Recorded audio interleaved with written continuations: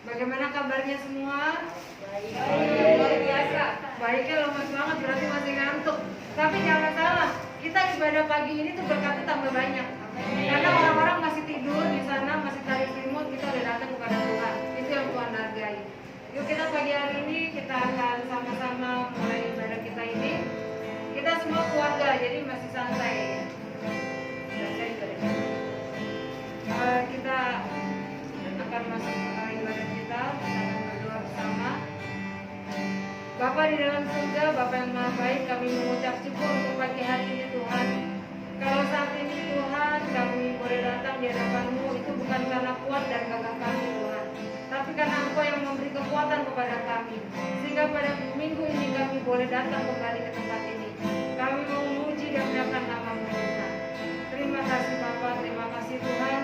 Kami siap menerima berkat-Mu, kami siap memuji-Mu, kami siap lebih lagi antusias datang di hadapan-Mu. Terima kasih Tuhan. Haleluya. Kekuatan kita hanya dalam Tuhan Yesus. Kita akan sambut Tuhan. Engkaulah kekuatanku, tempat perlindunganku, saat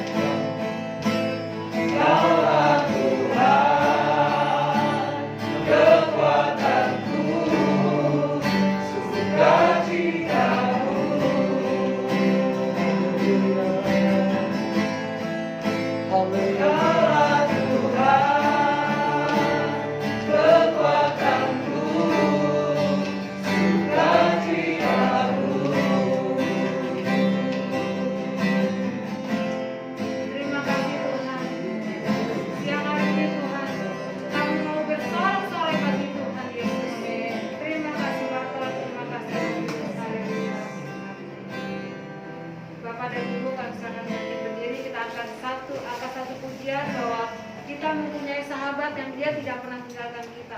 Dalam keadaan apapun, Tuhan selalu ada di tengah-tengah kita.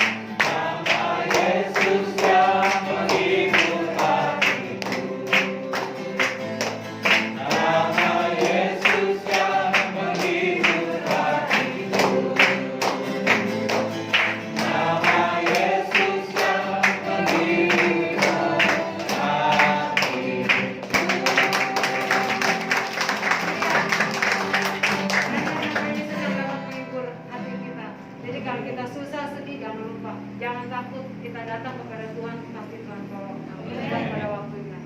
Saat ini kita akan siapkan hati kita untuk menyembah Tuhan.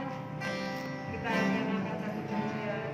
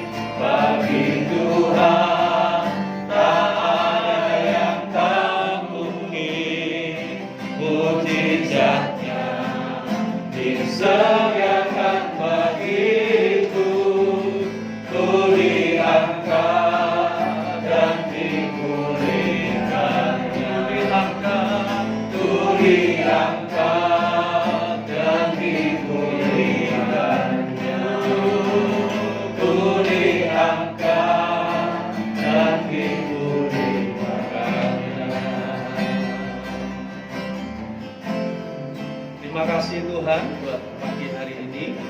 Oleh karena anugerah dan kasih-Mu, kami boleh bersama-sama ada di tempat ini dengan satu maksud dan tujuan untuk kami memuliakan, mengagungkan nama Tuhan. Kami percaya di saat Tuhan kami tinggikan, maka Tuhan turun di tengah-tengah kami. Dan Kau yang akan melawat setiap kami pagi ini.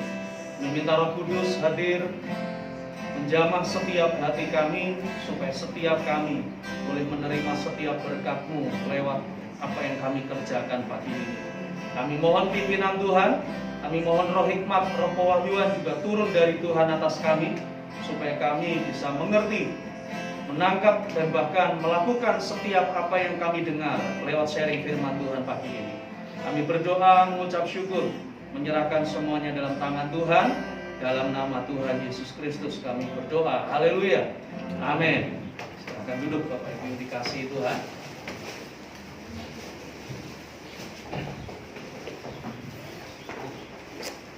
Selamat pagi Bapak Ibu.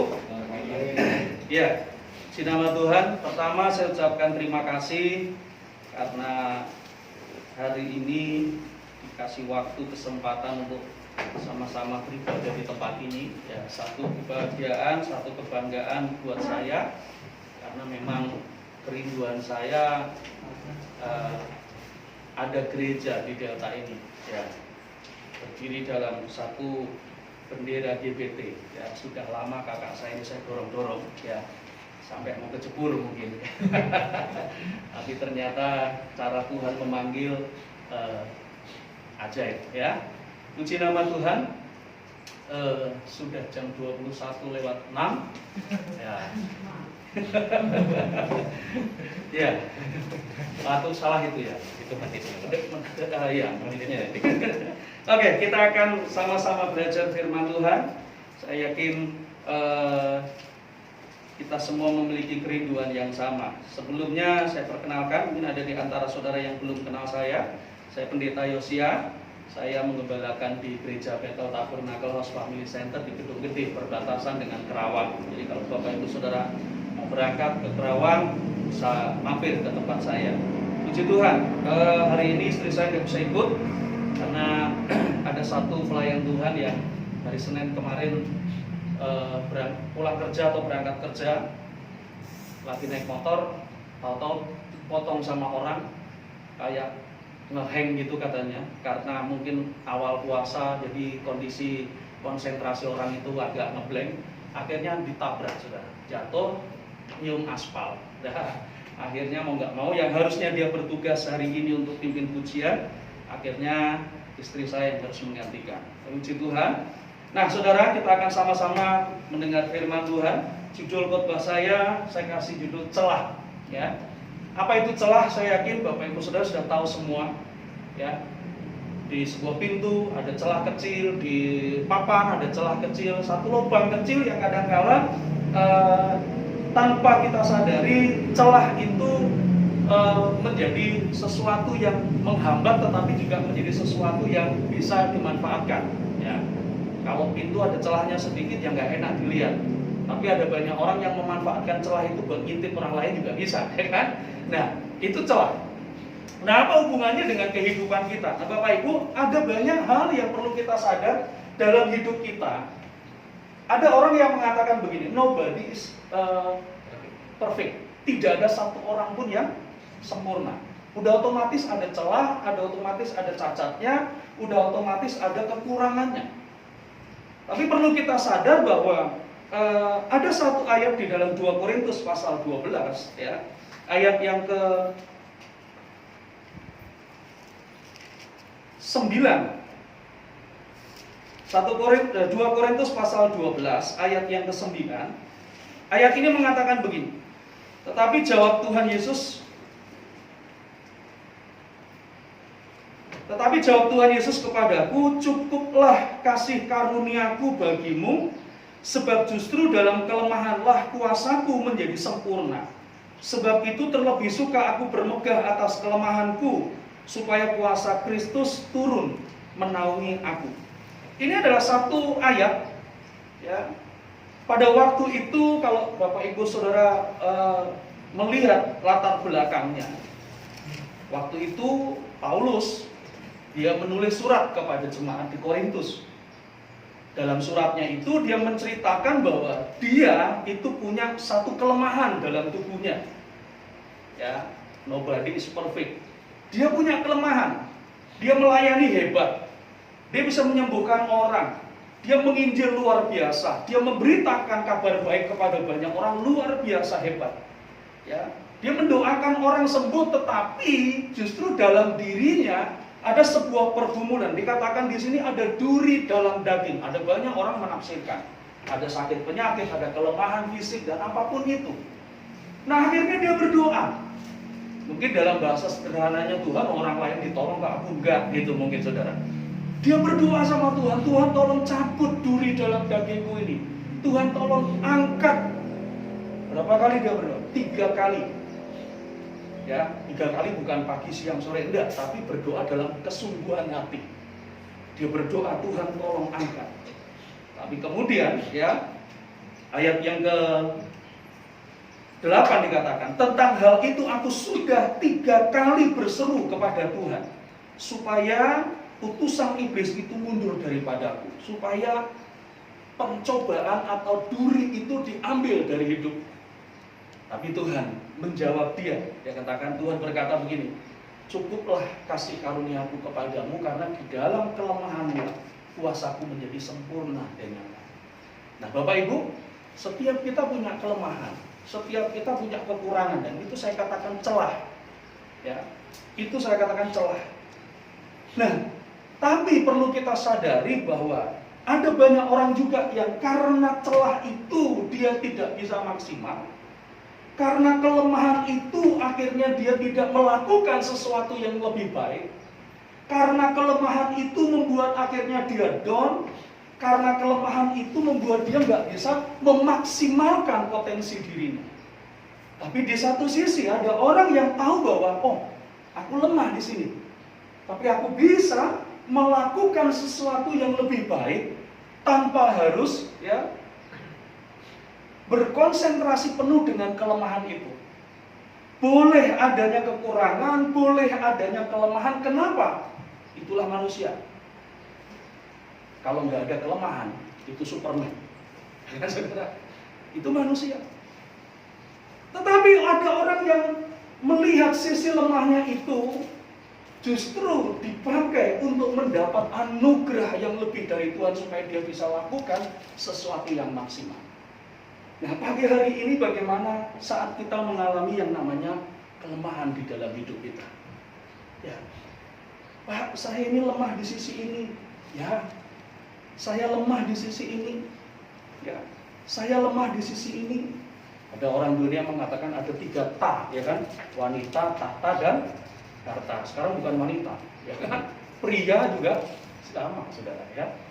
Ada yang lemah di sisi keuangan. Ada yang lemah di dalam kesehatan, ada yang lemah di dalam kepemimpinan, ada yang lemah di dalam tanggung jawab, ada yang pokoknya ada banyak kelemahan yang manusia bisa ada dalam tubuhnya. Tapi perlu kita sadar, hari ini kalau kita melihat kalender orang Kristen, kemarin kita merayakan Paskah. Habis Paskah Tuhan Yesus bangkit. Setelah Tuhan Yesus bangkit, apa yang terjadi? Selama 40 hari Tuhan Yesus ketemu dengan murid-muridnya. Yuk kita lihat. Ada sebuah fakta yang akan kita pelajari bersama. Melihat sisi kelemahan orang-orang yang ditemui oleh Tuhan Yesus. Yohanes pasal yang ke-12.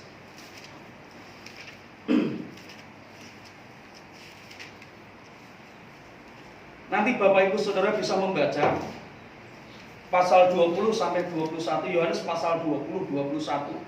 Ini adalah cerita fakta yang ditulis pada waktu itu. Nanti Bapak Ibu Saudara bisa cross check juga di dalam Injil Lukas, Injil Matius, Markus, menceritakan tentang hal yang sama, di mana pada waktu itu Tuhan Yesus bangkit. Pertama kita lihat ayat 11, tetapi Maria berdiri dekat kubur itu dan menangis. Sambil menangis, ia menjenguk ke dalam kubur itu, dan tampaklah olehnya 2 orang malaikat berpakaian putih, yang seorang duduk di sebelah kepala dan yang lain di sebelah kaki di tempat mayat Tuhan Yesus berbaring. Ya, kata malaikat-malaikat itu kepadanya, "Ibu, mengapa engkau menangis?" Jawab Maria kepadanya, "Tuhanku telah diambil orang dan aku tidak tahu di mana ia diletakkan." Ini adalah perempuan yang Maria Magdalena yang pada waktu itu merasakan kepedihan hati. Dan saudara tahu, hampir semua para murid mengalami kepedihan hati di saat Tuhan Yesus mati. Ya. Yang tadinya mereka begitu antusias, bangga selama 3,5 tahun bersama dengan Tuhan Yesus. Mereka melihat sosok figur guru pemimpin, ya, yang begitu luar biasa, yang begitu dekat dengan mereka, yang begitu peduli dengan mereka. Tapi saat itu harapan mereka hancur pada waktu Tuhan Yesus disalib. Dan kita melihat kejadian demi kejadian saat Tuhan Yesus ditangkap. Ya, ada yang menyangkali dia. Saat Tuhan Yesus ditangkap, kabur mereka semua. Saat Tuhan Yesus disalib, cuma berapa banyak murid yang beserta dengan Tuhan dalam perjalanan sampai ke Golgota. Semua mengalami hancur hati. Semua mengalami keterpurukan. Kenapa? Karena fakta yang mereka lihat tidak sesuai dengan harapan. Sampai akhirnya pada waktu Tuhan Yesus bangkit, yang dilakukan Tuhan adalah apa? Dia menemui orang-orang yang memiliki kelemahan itu. Ditemuilah Maria, seorang ibu yang merasa sedih. Kenapa? Karena Tuhannya nggak ada. Pernah nggak saudara merasa sendiri dalam kehidupan? Maria ngalami kayak gitu. Dia merasa Tuhan meninggalkan dia. Kemudian kalau kita lihat di dalam Injil lain, ada 2 orang murid yang sedang pergi berangkat ke kota Emmaus. Mereka meninggalkan Yerusalem dan berangkat. Dalam perjalanan itu mereka ngobrol dengan satu dengan yang lain. Mereka juga merasa kenapa? Kan merasa sedih. Kenapa? Karena Tuhan mereka meninggalkan mereka, putus harapan. Tapi Tuhan Yesus menemui mereka. Ya, di sini kita lihat. Ayat 14. Sesudah berkata demikian, ia menoleh ke belakang dan melihat Yesus berdiri di situ. Tetapi ia tidak tahu bahwa itu adalah Tuhan Yesus. Maka Tuhan Yesus berkata kepadanya, "Ibu, mengapa engkau menangis? Siapakah yang kau cari?" Maria menyangka orang itu adalah penunggu taman. Lalu ia berkata kepadanya, "Tuhan, jikalau Tuhan yang mengambil dia, katakanlah kepadaku di mana Tuhan meletakkan dia, supaya aku dapat mengambilnya." Jawab Tuhan Yesus, kata Tuhan Yesus kepadanya, "Maria." Maria berpaling dan berkata dalam bahasa Ibrani, "Rabuni," artinya guru. Ya. Tuhan Yesus menemui Maria. Yang kedua, kita lihat pasal 20 ayat 24. Di situ ada seorang murid yang namanya Thomas. Dia adalah seorang dari 12 murid Tuhan Yesus yang disebut Didimus. Pada waktu Tuhan Yesus menampakkan diri kepada teman-temannya, dia nggak ikut di dalamnya, sehingga kemudian dia menjadi orang yang kurang percaya. Ayat 25 dikatakan, maka kata murid-murid yang lain kepadanya, "Kami telah melihat Tuhan." Tetapi Thomas berkata kepada mereka, "Sebelum aku melihat bekas paku pada tanganku, dan sebelum aku mencucukkan jariku ke dalam bekas paku itu dan mencucukkan tanganku ke dalam lambungnya, sekali-kali aku tidak percaya." 3,5 tahun mereka bersama dengan Tuhan. Tapi di saat ada satu momen yang menggoncang hati, iman itu bisa turun, saudara. Thomas, walaupun teman-temannya memberi kesaksian, "Kami sudah melihat Tuhan," tapi dalam hati dan perkataan dia berkata, "Kalau aku belum lihat buktinya, aku nggak percaya." Itulah manusia. Kadang-kadang kan kita juga berpikir seperti itu. Tuhan, kalau aku nggak melihat, kayaknya belum yakin. Itu bisa. Ngelihat dulu baru percaya. Pokoknya kalau urusannya seperti itu, ngelihat dulu. Tapi Tuhan ngomong begini kepada dia, ya, karena engkau melihat, maka engkau percaya. Berbahagialah mereka yang tidak melihat namun percaya. Ya. Iman kepada Tuhan, kadang-kala kita harus benar-benar mengesampingkan akal budi kita. Ya. Ada banyak keajaiban yang bisa Tuhan kerjakan, kalaupun kita belum melihat, Tuhan bisa kerjakan itu dengan caranya yang ajaib. Nah, ini adalah pribadi murid yang lain, yang juga sama kayak kita, mengalami keraguan-raguan, mengalami kebimbangan, ya, mengalami penurunan rasa percaya kepada Tuhan. Kenapa? Karena melihat fakta yang ada. Bukan berarti gak ada iman, ada saudara. Berapa banyak orang yang kadang-kadang, saya masih percaya Yesus, tapi saya kayak kurang yakin ini, gitu saudara. Ya, ini yang terjadi dengan Thomas. Selanjutnya adalah pasal 21. Ya, ini bagaimana Petrus dia ngomong sama teman-temannya bahwa mereka akan kembali melakukan sebuah kebiasaan yang lama, yaitu pergi menangkap ikan. Ya. Di pantai itu berkumpul Simon Petrus, Thomas yang disebut Didimus, Natanael dari Kana yang di Galilea, anak-anak Zebedeus, dan 2 orang muridnya yang lain. Kata Simon Petrus kepada mereka, "Aku pergi menangkap ikan." Kata mereka kepadanya, "Kami pergi juga dengan engkau." Mereka berangkat naik perahu, tetapi malam itu mereka tidak menangkap apa-apa. Ya. Dalam kekecewaan mereka, ada satu tindakan yang dilakukan untuk menyingkirkan rasa kecewa. Yaitu apa? Mereka mulai melakukan sebuah kebiasaan yang sudah mereka lakukan dahulu, yaitu apa? Menangkap ikan. Ya. Tetapi dalam kondisi itu, mereka ternyata nggak dapat apa-apa. Semalam-malaman mereka menjala ikan, nggak dapat ikan. Tapi kemudian ayatnya yang keempat, ketika hari mulai siang, Tuhan Yesus berdiri di pantai, akan tetapi murid-murid itu tidak tahu bahwa itu adalah Tuhan Yesus. Kata Tuhan Yesus kepada mereka, "Hei anak-anak, adakah kamu mempunyai lauk pauk?" Jawab mereka, "Tidak ada." Maka kata Tuhan Yesus kepada mereka, "Tebarkanlah jalamu di sebelah kanan perahu, maka kamu akan peroleh." Lalu mereka menebarkannya dan mereka tidak dapat menariknya lagi karena banyaknya ikan. Wow. Kalau Tuhan Yesus bisa ngobrol dengan mereka, berarti jarak antara perahu dengan Tuhan Yesus berdiri nggak jauh, ya kan saudara? Itu berarti Tuhan Yesus ada di bibir pantai, dangkal dan mustahil, atau mungkin dikatakan nggak akan mungkin ada ikan. Ya, kalau saudara baca selanjutnya, mereka menangkap banyak saudara, ikan besar dan sampai 153 ekor dihitung ikannya tuh. Sangat besar. Kenapa? Karena jala mereka hampir koyak, tapi nggak koyak. Ya. Artinya waktu mereka menangkap itu luar biasa banyak. Tapi yang menjadi hal yang luar biasa adalah itu Tuhan Yesus berdiri di bibir pantai, mereka nggak jauh dari pantai, di sebuah tempat yang tidak terlalu dalam, tapi mereka mengalami mujizat. Nggak kayak Nenggala 104 ini, saudara. Ya kan? Itu sangat dalam. Saya lihat di Instagram ada yang posting memperkirakan kedalaman dari itu. Ya, berapa hasta dari permukaan laut itu tempat manusia menyelam, berapa hasta dari permukaan laut itu hiu apa gitu, berapa hasta itu sampai gurita yang raksasa, terus kemudian paling dalam itu ada hiu terbesar di dunia. Ya, itu paling dalam sekali.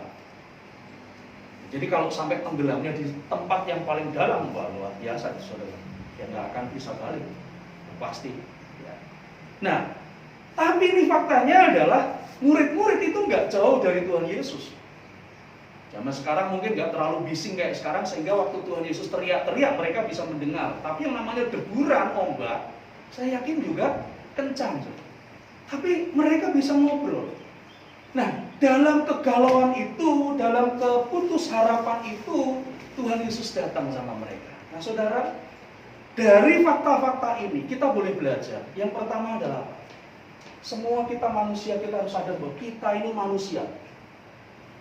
Artinya, kita bisa menemukan diri kita bisa mengalami kelemahan, tapi kita juga bisa menemukan orang lain yang kelihatannya hebat, yang kelihatannya rohaninya kuat, dia pun juga bisa menemukan kelemahan dalam hidupnya.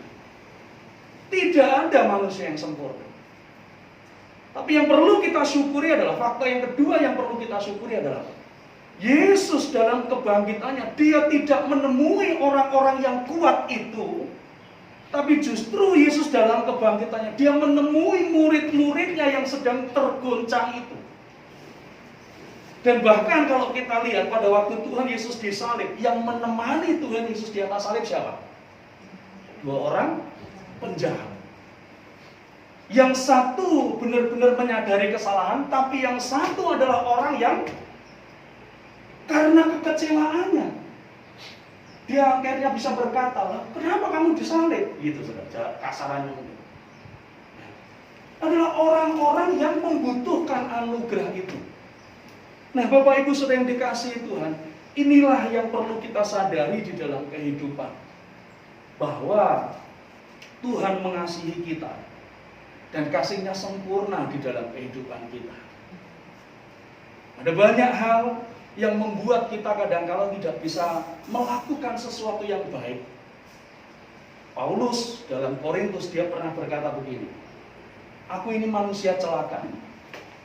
Hatiku, pikiranku, rohku ingin melakukan sesuatu yang baik. Tapi ternyata apa? Dagingku menarik aku untuk melakukan sesuatu yang tidak baik. Ya. Setiap kita diperlengkapi dengan pikiran, akal budi, di mana disinilah letak peperangan dalam hidup kita. Kadang-kala kita berpikir sesuatu yang baik, tapi ternyata kita kalah perang di sini, sampai akhirnya kita melakukan sesuatu yang salah. Tapi kabar baiknya adalah apa? Yang perlu kita lihat, 2 Korintus pasal 12 ayat 9 tadi dikatakan, anugerah cukup apabila engkau dalam kelemahanmu itu mau ditemui oleh Tuhan. Jadi mereka ya menjadi orang-orang yang mengalami pemulihan. Kenapa? Karena di saat Tuhan Yesus menemui mereka, mereka memberikan hidup mereka kepada Tuhan. Petrus adalah pribadi yang sangat menyesal dengan apa yang dia kerjakan. Kalau saudara lihat dalam Yohanes pasal 21 ayat 15, di situ Tuhan Yesus ngobrol secara pribadi dengan Petrus.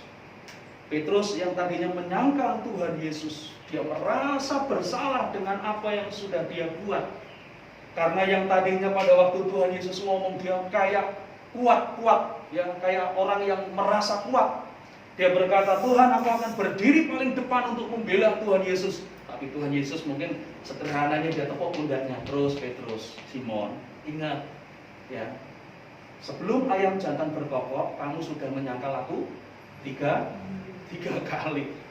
Ya, dia udah dikasih peringatan, tapi dia merasa kuat. Tapi ternyata perkataan Tuhan menjadi nyata dalam hidupnya. Dia benar-benar menyangkal. Dan dalam kondisi itu saya yakin dia ingat kembali perkataan Tuhan dan dia merasa bersalah dengan kehidupannya. Dia merasa berdosa karena apa? Karena dia sudah menyangkali Tuhan. Tapi disinilah yang luar biasa. Tuhan temui dia. Ya, Tuhan temui dia. Dan Tuhan mulai membalut luka-lukanya itu. Celah-celah itu mulai ditutup oleh Tuhan. Bapak Ibu Saudara yang dikasihi Tuhan, inilah satu kebenaran yang patut kita renungkan di dalam kehidupan kita. Pesannya buat kita adalah apa? Jikalau hari ini ada hal yang menjadi kelemahan dalam diri kita, Tuhan mau kita belajar untuk menerima kehadirannya di dalam kehidupan kita. Tidak ada yang bisa membuat hidup kita kembali bangkit. Tidak ada kehidupan yang bisa membuat kita kembali kuat selain dari Tuhan. Ya. Ada satu nyanyian lama yang mengatakan, kalau aku terjatuh tidak akan sampai tergeletak, sebab tangan Tuhan yang menopang hidup kita. Ya. Hanya Tuhan. Nah, persoalannya adalah mau nggak kita ditemui oleh Tuhan? Mau nggak kita menyerahkan diri? Kadang-kala begini saudara, ada orang yang merasa hidupnya hancur, jatuh, dan dia merasa nggak layak. Saudara perlu tahu, Justru orang-orang yang dalam ketidaklayaan itulah anugerah Tuhan sempurna bekerja dalam hidup. Ya. Ada satu kisah di dalam Alkitab yang menuliskan, yang diceritakan Tuhan Yesus. Ada seorang pemungut cukai dan ada seorang Farisi yang datang ke bait Allah. Mereka berdoa. Sang Farisi dia berdoa di depan dengan kesombongannya, dia berdoa, Tuhan, aku sudah melayani Engkau, saya sudah beribadah kepada Tuhan, puasa seminggu sekian kali, memberikan korban persembahan syukur kepada Tuhan, perpuluhan dan bla bla bla bla bla. Dia katakan sesuatu yang menurut kacamata manusia hebat, sempurna. Tapi di sisi lain, pemungut cukai dia menyadari tentang kehidupannya. Dia sadar dan dia berdoa, Tuhan, aku ini nggak layak. Aku ini orang berdosa. Kadang-kala meres orang, kadang-kala melakukan kejahatan demi kejahatan, nggak sempurna. Tapi karena dia mau datang kepada Tuhan, anugerah itu diberikan oleh Tuhan dalam kehidupan. Justru dalam kelemahan itulah kuasa Tuhan disempurnakan dalam hidup kita. Maka dari itu, ya, mari belajar datang kepada Tuhan, terima Dia, maka Tuhan yang akan membalut setiap celah yang ada dalam kehidupan kita. Pelajaran penting yang kedua yang perlu kita renungkan adalah di saat kita menemui saudara kita yang ada sisi lemahnya, bagian kita adalah bukan untuk menjatuhkan atau memberikan penghakiman, tetapi bagian kita adalah apa? Mari bawa dia untuk bisa mengalami anugerah dan kasih Tuhan. Ya, mungkin saudara berkata, aku ini nggak layak Pak. Tetap layani Tuhan, tetap lakukan yang terbaik untuk Tuhan. Kadang-kala manusiawi kita kan berkata, wah dia nggak layak pelayanan, dia nggak layak melayani. No. Bukan kita manusia yang bisa memberikan penilaian ini layak atau nggak layak, tetapi Tuhan. Satu kali ada seorang perempuan, Maria. Dia adalah pelacur yang ketangkap dan kemudian dia mau dilempari orang dengan batu, dibawa ke hadapan Tuhan Yesus, dan kemudian orang-orang itu berkata, menurut hukum kita, perempuan yang kedapatan berzina harus dilempari batu sampai mati. Tapi Tuhan Yesus dia berkata begini, kalau ada di antara kalian yang merasa tidak pernah punya dosa, silakan lempari dia dengan batu sampai mati. Akhirnya kita menuliskan, mereka mulai mundur satu persatu dari yang tertua sampai yang termuda. Tinggal Tuhan Yesus dan perempuan itu. Pertanyaannya sederhana. Yang pertama, kenapa cuma perempuan yang ditangkap? Yang laki-lakinya kemana? Enak bener kan? Tuh. Yang kedua adalah, kenapa kok yang tua dulu mundur, baru yang muda? Karena yang tua merasa dosanya paling besar. Nah, coba itu aja, umur saudara berapa kali seminggu 3 kali? Ya. Berapa banyak itu saudara? Maka dari itu mereka mundur dulu, karena mereka tahu mereka salah. Nah yang ajaib adalah apa? Tuhan gak menghukum perempuan ini. Kasih Tuhan justru membalut dan menyadarkan dia akan kesalahan. Nah, seringkali saudara perlu ingat, hukuman itu tidak membuat orang bertobat, tapi kasih itu bisa memulihkan dan membuat orang pulih dan bertobat. Dan orang ini merasa nggak layak, tapi Tuhan berkata, kamu pulang. Dan ingat pesanku, jangan berbuat dosa lagi.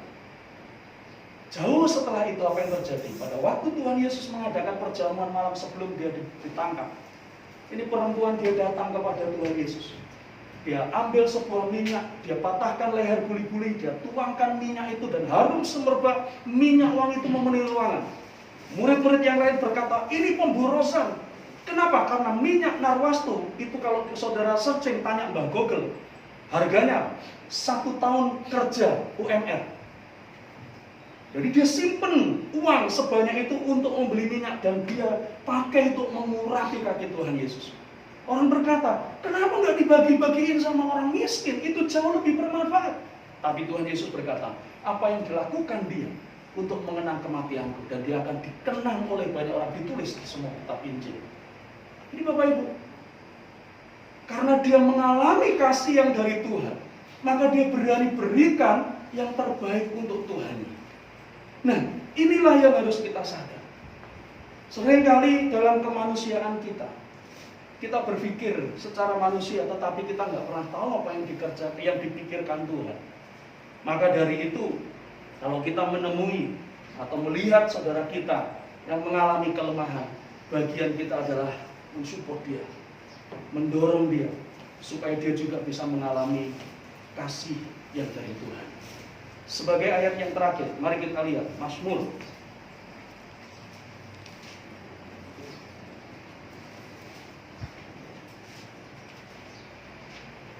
Maaf, bukan Mazmur, Yesaya.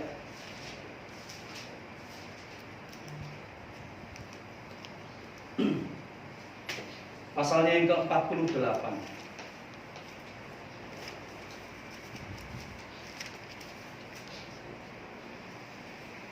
Ayat 17 sampai ayatnya yang ke-19. Kita baca bersama ayat ini. Masuk ke Yesaya 48. Ayat 17 sampai 19. 1, 2, 3.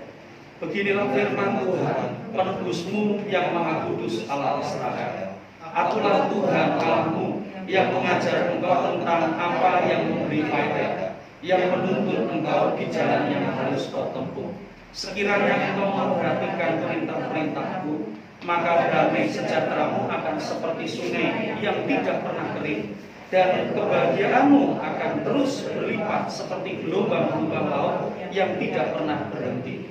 Maka keturunanmu akan seperti pasir, dan anak cucumu seperti kesik banyaknya. Nama mereka tidak akan dilenyapkan atau ditiadakan dari hadapan. Jadi kalau kita mau datang kepada Tuhan, inilah yang dikerjakan Tuhan atas hidup kita. Dia akan mengajar kehidupan kita tentang hal-hal yang bermanfaat, akan menuntun jalan kehidupan kita. Saya tutup dengan satu kisah. Di Oxford, Inggris, ada sebuah kapel tempat ibadah, di mana di atas altarnya itu ditempel sebuah lukisan yang sangat terkenal. Ya. Lukisan yang dibuat oleh Holman Hunt, ya, seorang pelukis terkenal pada waktu itu. Lukisannya adalah gambar Tuhan Yesus yang sedang membawa lentera, berdiri di depan pintu. Tapi kondisi pintu itu